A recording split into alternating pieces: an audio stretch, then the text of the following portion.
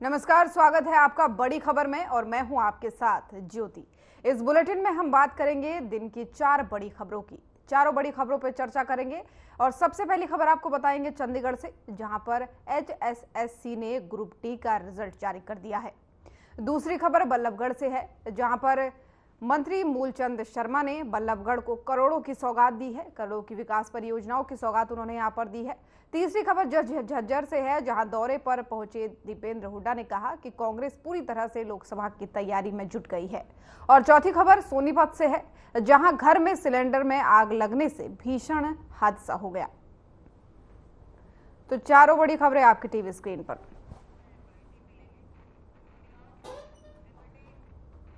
और शुरुआत करेंगे पहली खबर के साथ। हरियाणा में ग्रुप डी भर्ती की परीक्षा का परिणाम जारी कर दिया गया है।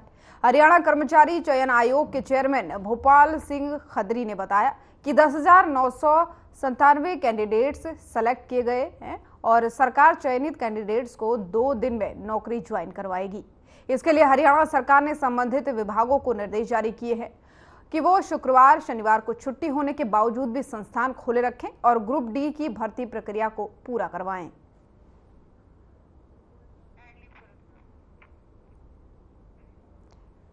तो चंडीगढ़ से आपको एक खबर बता रहे हैं, जहां पर ग्रुप डी की परीक्षा का परिणाम जारी हो गया है और सबसे बड़ी बात यह है कि 2 दिन में ही इनको ज्वाइन करवाने के भी निर्देश दिए गए हैं और साथ ही साथ जो संबंधित विभाग हैं उन्हें कहा गया है कि सैटरडे संडे होने के बावजूद भी छुट्टी ना करें और जितनी जल्दी संभव हो सके इनकी भर्ती प्रक्रिया जो है, ज्वाइनिंग प्रक्रिया को पूरा करें।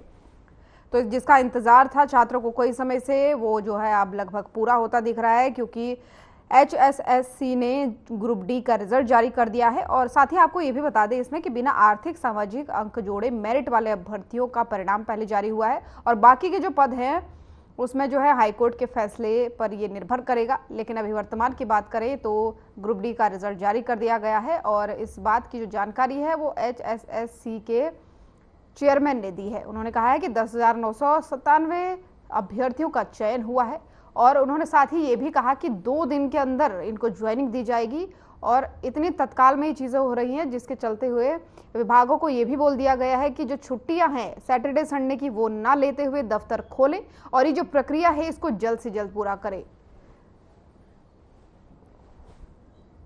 तो ग्रुप डी की ये परीक्षा हुई थी जिसका परिणाम घोषित हो गया है और अब 2 दिन के अंदर ही इन अभ्यर्थियों की, जो चयनित अभ्यर्थी है उनकी ज्वाइनिंग भी होनी है, जिसके चलते लगातार जो तैयारियां हैं प्रशासन की वो भी तेज हैं और जो विभाग है वो भी अपनी छुट्टियां कैंसिल करके, यानी सैटरडे संडे की छुट्टी कैंसिल करके ये जो ज्वाइनिंग प्रक्रिया है इसको तेज करने में जुटे हुए हैं, क्योंकि सरकार और प्रशासन की तरफ से जो है सख्त निर्देश दे दिए गए हैं कि जो 10,997 अभ्यर्थियों का चयन हुआ है उन चयनित अभ्यर्थियों को जितनी जल्दी हो सके उतनी जल्दी ज्वाइनिंग दे। 2 दिन का समय दिया गया है जिसके चलते उनकी छुट्टियां भी रद्द कर दी गई है। हरियाणा स्टाफ सिलेक्शन कमीशन की ये भर्तियां हैं जिसके तहत आपको बता दें कि ग्रुप डी का ये रिजल्ट जारी हुआ है। काफी समय पहले ये परीक्षा हुई थी जिसका इंतजार अभ्यर्थियों को था, जिन्होंने एग्जाम दिया था, लोग टकटकी लगाए बैठे थे, लेकिन अब आखिरकार क्योंकि परिणाम घोषित हो चुका है तो ऐसे में खुशी की लहर भी अभ्यर्थियों में है और 10,997 ये अभ्यर्थियों के चयनित की संख्या है जिनको अब 2 दिन के अंदर ज्वाइनिंग भी मिल जाएगी। तो रोजगार की दिशा में एक अच्छा कदम भी ये है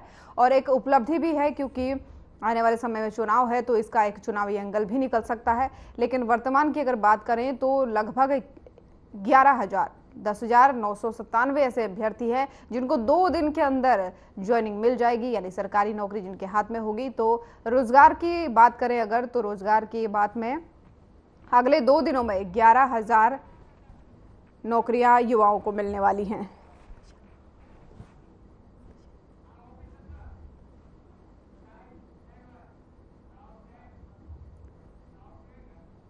और ओपी शर्मा संवाददाता हमारे इस खबर पर ज्यादा जानकारी के साथ जुड़ रहे हैं। ओपी, ये एक बड़ी उपलब्धि कहें इसको, क्योंकि 2 दिन के अंदर ज्वाइनिंग भी होनी है ग्रुप डी की। क्या अपडेट है पूरे मामले में? ग्रुप डी की भर्तियों का ये मसला जो था वो करीबन लंबे समय से हाई कोर्ट में जो पेंडिंग था और इसको लेकर सरकार ने काफी जद्दोजहद की थी और आखिरकार आज सुबह तड़के जो है करीबन 3-4 बजे के आसपास जो है वो नतीजे जो जारी कर दिए। करीबन 10,997 के आसपास ग्रुप डी की ये भर्तियां थी, तो उन सभी के नतीजे जो है जारी कर दिए। दरअसल हरियाणा में सरकार ने जो ग्रुप सी और ग्रुप डी के लिए एक कॉमन एंट्रेंस टेस्ट जो है एक प्रणाली शुरू की थी, जिसके तहत हरियाणा के विभिन्न विभागों के काडर्स को ग्रुप सी और ग्रुप डी को एक कर दिया। अब अगर क्लर्क्स कोई किसी विभाग में जाता है तो उसका पूरा स्टेट का जो है वो एक सीनियरिटी लिस्ट बनेगी। उस हिसाब से तो कह सकते हैं कि पहले ग्रुप डी की भर्तियां जो है सरकार ने निकाल दी हैं और अब उम्मीद की जा रही है कि जल्द ही ग्रुप सी की भर्तियां भी जब निकल जाएंगी। और आपको बता दूं कि जो बजट सत्र हुआ था 21 फरवरी के आसपास, मुख्यमंत्री मनोहर लाल ने खुद हरियाणा विधानसभा में कहा था कि फरवरी के लास्ट में या फिर मार्च के पहले सप्ताह में जो है सरकार ग्रुप सी और ग्रुप डी की जो नतीजे हैं उनको भी जो है वो घोषणा कर देगी। तो फिलहाल ये कह सकते हैं कि ग्रुप सी की भर्तियां तो नहीं हुई, लेकिन ग्रुप डी की भर्तियां जो है के नतीजे सरकार ने जो जारी कर दिए हैं। और एक लंबे समय से हरियाणा में भर्तियों को लेकर सरकार जो विपक्ष के निशाने पर थी, कहीं ना कहीं सरकार ने उनको एक तरीके से जवाब देने की जो कोशिश की है। अब अगले 2 दिन में यानी कि शनिवार या रविवार तक इन सभी को जो है वो ज्वाइनिंग लेटर्स दे दी जाएंगे और इसके बाद जो है मेडिकल जैसे जैसे प्रत्याशियों का अभ्यर्थियों का मेडिकल पूरा होता रहेगा वैसे वैसे उनको सभी विभागों में ज्वाइनिंग जो है वो दे दी जाएगी। और पूरा जो हरियाणा सरकार और हरियाणा स्टाफ सिलेक्शन कमीशन है वो पूरी तरीके से अपॉइंटमेंट लेटर जारी करने और मेडिकल वगैरह की सभी व्यवस्थाएं करने में लगा हुआ है। स्टाफ सिलेक्शन कमीशन की तरफ से जो सरकार को जितने भी पास अभ्यर्थी हुए हैं उन सभी की जो है सूची भेज दी गई है। अब देखना है कि जल्द से जल्द जो है वो सरकार की कोशिश रहेगी कि जो 15 तारीख के आसपास देश के अंदर लोकसभा चुनाव को लेकर कोड ऑफ कंडक्ट लगने की जो बात कही जा रही है उसी के चलते उससे पहले जो है हरियाणा सरकार इन सभी करीबन जो 11,000 भर्तियां हैं इन सभी को ज्वाइनिंग देने की जो है वो कोशिश करेगी और ज्यादातर को उम्मीद है दे दी जाएंगी, क्योंकि अभी भी करीबन 6 से 7 दिन का वक्त आचार संहिता के अंदर बचा हुआ है। तो कह सकते हैं कि रोजगार के मसले के ऊपर हरियाणा सरकार ने विपक्ष को एक और जवाब दिया है। अब तक अगर बात करें तो 2014 से पहले जो हरियाणा में कांग्रेस की भूपेंद्र सिंह हुड्डा की सरकार थी उससे ज्यादा जो है रोजगार दे चुके हैं। और अभी भी ग्रुप सी की जो भर्तियां हैं वो भी जो है पाइपलाइन में उम्मीद की जा रही है कि इस हफ्ते या जल्द ही उनके नतीजे भी जो है वो कहीं ना कहीं सामने आएंगे। जी ज्योति। बिल्कुल ओपी, ये तो दिख ही रहा है कि किस तरीके से लगातार जो है आनन फानन में ये रिजल्ट भी जारी किया गया। लेकिन ऐसे में एक और मसला है इसमें कि जो कहा जा रहा है बिना आर्थिक सामाजिक अंक जोड़े मेरिट वाले अभ्यर्थियों का अभी परिणाम जारी हुआ है। जो बाकी का मामला है वो हाईकोर्ट के फैसले पर निर्भर करेगा। तो ये पूरा हाईकोर्ट तक पहुंचने वाला मामला क्या कुछ है, इस पर थोड़ा सा अपडेट दीजिए, कब तक ये फैसला पूरा हो पाएगा? अब देखिए, अगर इन भर्तियों को लेकर कहीं तो कई तरह की जो है याचिकाएं हाई कोर्ट्स में लगी हुई है। एक तरफ कहा जा रहा है कि हरियाणा सरकार ने आर्थिक और सामाजिक आधार के ऊपर जो आरक्षण दिया है, इस आरक्षण नहीं मतलब एक मार्किंग, एक ग्रेड मार्किंग देने की बात की। अगर आपके परिवार में कोई भी सरकारी नौकरी पर नहीं है तो आपको जो है कुछ नंबर एक्स्ट्रा दिए जाएंगे। इसी तरीके से यदि किसी अभ्यर्थी के पेरेंट्स नहीं है या 14 साल या 15 साल की उम्र में उसके उम्र तक पहुंचने तो उसके पिता या माता में से एक की मृत्यु हो जाती है तो उसको भी कुछ ग्रेस मार्किंग दी जाती है। तो इन सभी मार्किंग्स को लेकर जितने भी जो कुछ अभ्यर्थी थे वो हाई कोर्ट में पहुंचे हैं कि इस तरह का आरक्षण जो है हमारे संविधान में कहीं पर भी जो है एक तरह से प्रोविजन नहीं है। तो इसी को लेकर जो कहीं ना कहीं जो है वो एक हाई कोर्ट में याचिका। दूसरी याचिका ये है कि ग्रुप सी और ग्रुप ई के जब पिछले साल नवंबर के अंदर जब एग्जाम हुए थे तो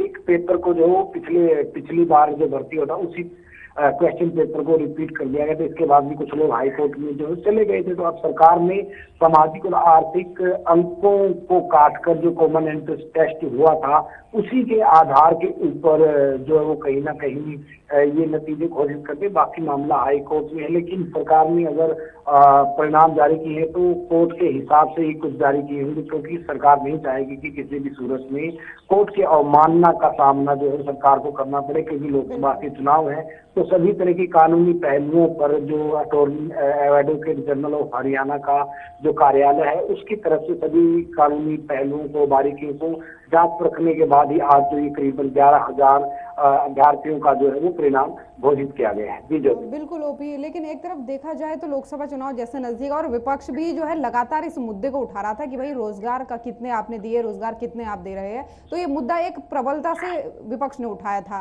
तो क्या ये कहें कि आने वाले समय में लोकसभा चुनाव है, इसके दबाव में ये जल्दी जल्दी में ये फैसला लिया गया या फिर विपक्ष की बात का असर पड़ा, क्या समझा जाए इसको, चुनावी एंगल इसका क्या है?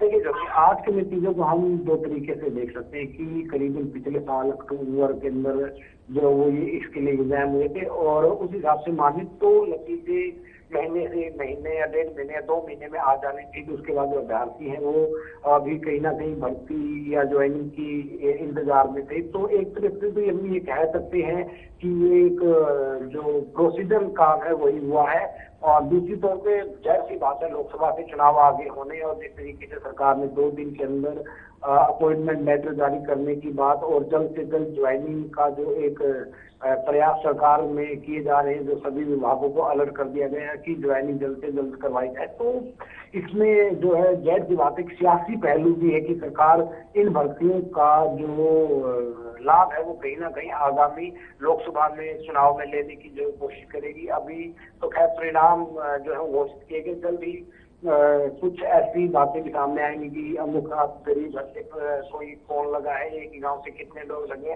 वरना हरियाणा में की पिछली सरकारों में अगर हम भर्तियों की बात करें तो क्षेत्रवाद का जो है काफी बोलबाला जो है वो रहता था। लेकिन वर्तमान सरकार की जो भर्तियां है वो भले ही कोर्ट में विभिन्न कारणों से या फिर विभिन्न भर्ती नियमों के चलते जरूर कहीं ना कहीं अटकी होंगी, लेकिन किसी भी भर्ती में अब तक हम बात करें तो क्षेत्रवाद के हिसाब से कोई भी जो भर्तियों के ऊपर सवाल नहीं उठे हैं, मतलब उठे हैं। और पहले जो आरोप करते थे कि पार्टी के कार्यकर्ताओं के बच्चे या उनके रिश्तेदार ही कहीं ना कहीं नौकरियां पाते थे, लेकिन अब ऐसा नहीं है। बीजेपी कार्यकर्ताओं के बच्चे या उनके रिश्तेदार जो प्राथमिकता के आधार पर ज्वाइनिंग नहीं होती है, बल्कि एक आम ज्वाइनिंग रूटीन के तहत जो प्रक्रिया है मेरिट लिस्ट है उसी के तहत होता है। पहले ही होता था कि ग्रुप सी में भी हरियाणा के अंदर इंटरव्यू था, लेकिन वर्तमान सरकार ने आके ग्रुप सी और ग्रुप डी दोनों के इंटरव्यू जो खत्म कर दिए। अब लिखित परीक्षा के आधार के ऊपर ही जो है वो नतीजे जारी किए जा रहे हैं। तो देखो दोनों बात है कि लोकसभा चुनाव को देखते हुए कहीं ना कहीं हम इसको बीजेपी का एक सियासी कार्ड जो फायदा लेने के लिए बिल्कुल। तो इसका सीधे तौर पर कहें ओपी की चुनावी एंगल निकलता है, क्योंकि नजदीक चुनाव है तो इसको लेकर के भी ये फैसला लेना एक दबाव सरकार के ऊपर था। फिलहाल बहुत बहुत धन्यवाद आपका तमाम सारी जानकारियों के लिए। और प्रदेश के परिवहन मंत्री मूलचंद शर्मा ने महाशिवरात्रि के शुभ अवसर पर बल्लभगढ़ के कई सेक्टरों को करीब 9 करोड़ से अधिक की विकास परियोजनाओं की सौगात दी है। कई विकास कार्यों की उन्होंने इस दौरान आधारशिला रखी और परिवहन मंत्री मूलचंद शर्मा ने इस मौके पर बल्लभगढ़ वासियों को संबोधित करते हुए कहा कि बल्लभगढ़ का चौकीदार हूं मैं और ईमानदारी से आप सभी की भावनाओं पर खरा उतरने का काम करूंगा। विकास कार्यों में कोई कमी नहीं छोड़ूंगा। साथ ही उन्होंने इस दौरान कहा कि बल्लभगढ़ की जनता मेरे लिए भगवान का रूप है।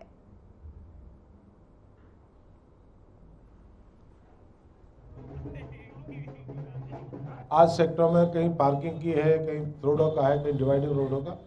आज 9 करोड़ के आसपास की लागत से आज इनका मैंने उद्घाटन किया है और बहुत लंबे समय से लोगों की पार्किंग की डिमांड थी, रोडों की डिमांड थी, डिवाइडिंग रोडों की डिमांड थी।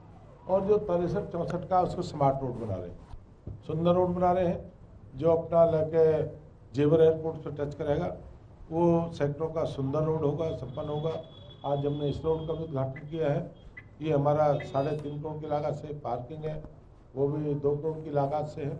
मैं कहूँगा आज 9 करोड़ के आसपास के करीब कीमत है। आज इनका उद्घाटन है और चुनाव से जल्दी आगे वाले चुनाव तक जल्दी पूरे।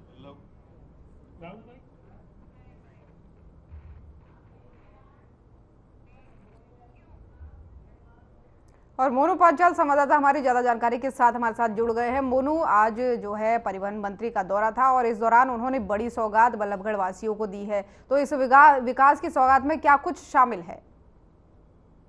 ज्योति देखिए, फरियाद की बात की जाए तो क्योंकि आज जो है आज हरियाणा के कैबिनेट मंत्री मूलचंद शर्मा जो है अपने बल्लभगढ़ विधानसभा में आज वो दौरे पर रहे और दौरे के दौरान जो है उन्होंने जो है करीब 9 करोड़ की सौगात जो है वो जनता को दी है, चाहे वो रोडों की बात की जाए, चाहे वो एडिट जो पुल है उसकी बात की जाए, जो शुरुआत है वो शुरुआत करती है और कहीं ना कहीं सौगात देते हुए नजर आए हैं। वही जनता से भी लगातार यही बात करें कि जिस तरीके से वो जनता के बीच में आए हैं और जनता की जो उम्मीदें हैं उन पर वो खरा उतरेंगे, तो इसको लेकर यहाँ पर मनसुख शर्मा कहते हुए नजर आ रहे हो। लगातार यहाँ पर हरियाणा के मुख्यमंत्री बात कहते हुए नजर आ रहे थे, उन्होंने कहा कि आप जनता की मांग को लेकर के, जनता की मांग है रोड को लेकर के, पानी को लेकर के, आपसे चाहे वो अन्य स्कूल, हॉस्पिटल, तमाम चीजों को लेकर के वो मुख्यमंत्री से बातचीत करके और जनता के बीच जो सौगात लेकर के आ रहे हैं, तो वो जनता को सौगात देते हुए नजर आ रहे हैं चीजों।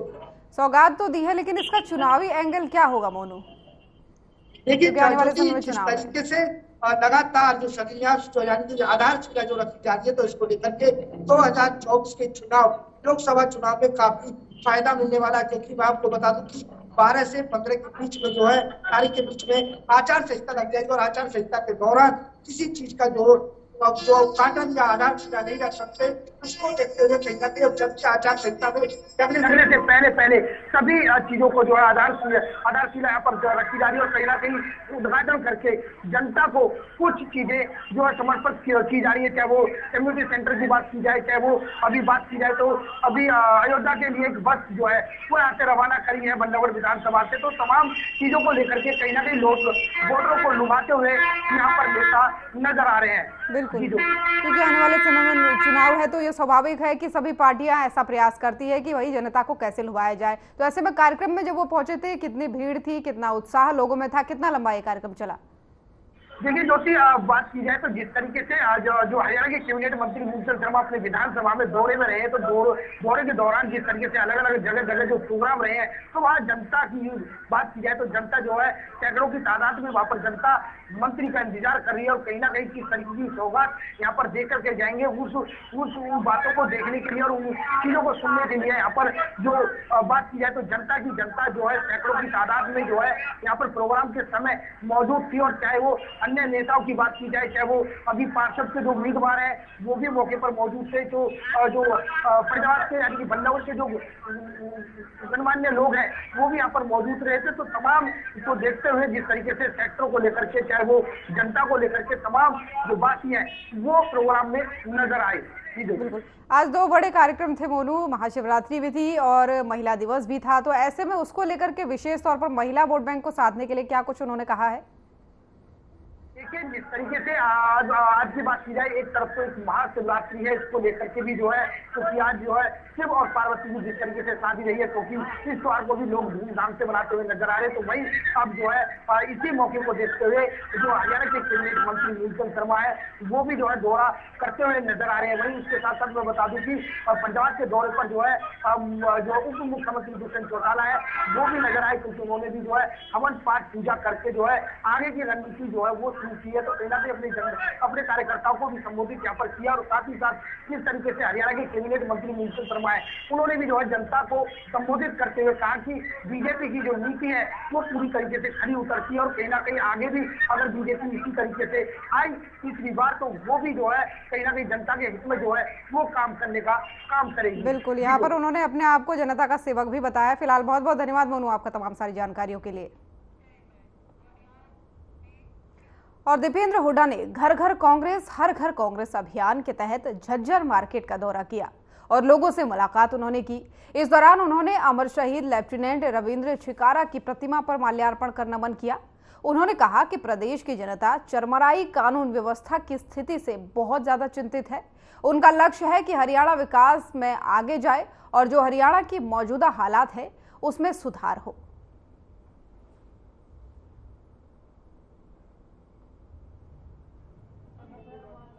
झंझना देने का काम करते हो, कितने क्वालिफाइड बच्चे हैं अपने, कितने क्वालिफाइड नौजवान हैं। वो केवल आखिरी साल 5 साल के बाद एक ग्रुप डी मिलती है। अगर आपको उनकी चिंता थी तो 5 साल तक लगातार अच्छे पदों पे उनकी नियुक्तियां होनी चाहिए थी। हरियाणा के अंदर अच्छा निवेश आपको लाना चाहिए था, तो वो नहीं हुआ। ये दोनों सरकारों की, पिछले ये वाली और इससे पूर्ववर्ती जो खट्टर सरकार थी, 10 साल की यही नीति रही। ये कारण है, पलायन में भी हरियाणा नंबर 1, अपराध में भी हरियाणा नंबर 1, बेरोजगारी में हरियाणा नंबर 1, नशे में हरियाणा नंबर 1। ये स्थिति बन गई इस सरकार में। लोकसभा चुनाव को लेकर क्या कहना चाहोगे? लोकसभा चुनाव में मुझे पूरा विश्वास है कि हरियाणा प्रदेश में कांग्रेस पार्टी का बहुत अच्छा प्रदर्शन रहेगा और निश्चित रूप से जहाँ तक रोहतक लोकसभा क्षेत्र का प्रश्न है, मेरे को पूरा विश्वास है यहाँ से लोगों का आशीर्वाद मिलेगा। और अब खबर सोनीपत से है, जहां घर में आग लग गई। जानकारी के मुताबिक खाना बनाते समय सिलेंडर फट गया। ब्लास्ट में घर की दीवार गिर गई और हादसे में महिला समेत 4 लोग गंभीर रूप से घायल हो गए। हादसे में एक व्यक्ति की मौके पर ही मौत हो गई। वहीं घायलों को नागरिक अस्पताल में भर्ती कराया गया है, जहां आपको बता दें कि प्राथमिक उपचार के बाद से उन्हें रोहतक पीजीआई भी रेफर कर दिया गया, क्योंकि उनकी जो हालत है वो बेहद गंभीर बताई जा रही थी।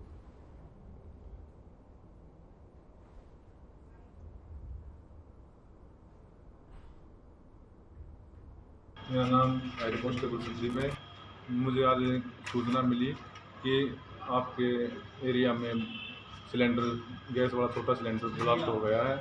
जो मैं मौके पर पहुंचा, मौके पर पहुंच देखा तो एक डेड बॉडी यहाँ मिली है, जो 3 अन्य झुलसे हुए हैं वे मेडिकल में पहुँचा दी गई है। तो कैसे अभी दीवार भी फटी हुई है जी? हाँ, ये दीवार भी फटी हुई, छोटे सिलेंडर था। ये सिलेंडर का छोटा सिलेंडर अनऑथराइज था जी? ये जी ये तो जी सब रखते हैं, जो जितने भी किराए वाले यहाँ रहते हैं, सिलेंडर सब रखते हैं अपने खाना बनाने के लिए वगैरह।